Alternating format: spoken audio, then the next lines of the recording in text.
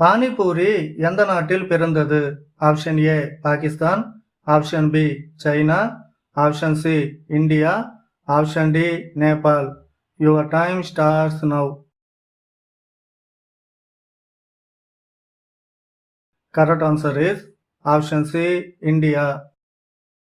எந்த வேளை உணவை தவிர்ப்பதால் நம் ஆயுள் அதிகரிக்கும்?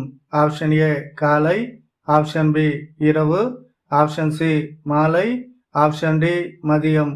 Your time starts now. Correct answer is option B இரவு.